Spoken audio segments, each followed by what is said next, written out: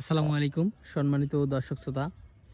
আজকে যে ঘাসটি নিয়ে কথা বলছি এটি হলো অজানা হাইব্রিড ঘাস। দর্শক শ্রোতা, গরু মহিষের জন্য এই অজানা হাইব্রিড ঘাস চাষ করতে পারেন। আর এই ঘাসটি মূলত পানিতে এবং শুকনা জমিতে দুই জায়গাতেই হয়।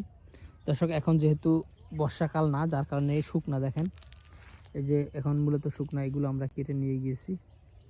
আর ওই যে সামনে দেখেন ঘাস রয়েছে, এটা হলো আমাদের ধানের জমি, পাশে ধান চাষ করা হয় বা অন্যান্য ফসল চাষ করা হয়। এখন যেহেতু বৈশাখ মাস চলছে, এখন জমি সম্পূর্ণটা শুকনা। জ্যৈষ্ঠ মাসও শুকনা থাকবে, আষাঢ় বা শ্রাবণ মাসে এখানে আপনার হাঁটু পানি থাকবে। তো দর্শক শ্রোতা, এই ঘাসটা মূলত পানির ঘাস, অর্থাৎ পানির জমিতে এই ঘাসটা ভালো হয়, সে কারণে আমরা আমাদের এই জমিতে লাগিয়েছি। এটা হলো মূলত অজানা হাইব্রিড ঘাস, এটা গরু মহিষের জন্য চাষ করতে পারবেন। আর তার পাশেই রয়েছে জার্মান হোয়াইট হাইব্রিড, অর্থাৎ অনেকে হোয়াইট জার্মান বলে থাকেন। এটাও মূলত পানিতে হয় এবং শুকনাতে হয়। এই যে এখন শুকনা, তাও হয়েছে, আর 2 মাস পরে পানি থাকবে, তাও হবে। পানি যখন থাকে তখন এর থেকে আরও বেটার ফলন হয়, অর্থাৎ এটা যেহেতু পানির ঘাস, পানিতেই ভালো হয়।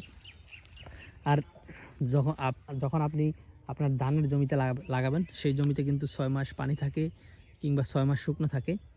তো ধানের জমিতেও এটা পর্যাপ্ত পরিমাণে ফলন হয় এবং গরু ছাগল প্রচুর পরিমাণে খেয়ে থাকে। তো দর্শক বিন্দু, আমরা মূলত সব জাতের ঘাস নিয়ে কাজ করতেছি কিংবা সব জাতের ঘাস আমরা লাগিয়েছি। কারণ হলো এক এক কাস্টমার এক এক জাতের ঘাস চায়, তখন সেটা না দিতে পারলে অন্য জায়গায় চলে যায় কাটিং নেওয়ার জন্য, যার কারণে আমরা সব জাতের ঘাস আমাদের জমিতে লাগিয়েছি। এখন এই হোয়াইট জার্মান কিংবা অজানা, তারপর স্মার্ট নেপিয়ার, জারা one hybrid, elephant hybrid, Taiwan hybrid, Guatemala hybrid, লাল পাকসন, সবুজ পাকসন সহ সব ধরনের ঘাসের কাটিনই বর্তমানে অ্যাভেলেবেল। আপনারা চাইলে যে কোনো ঘাসের কাটিন আমাদের কাছ থেকে সংগ্রহ করতে পারেন।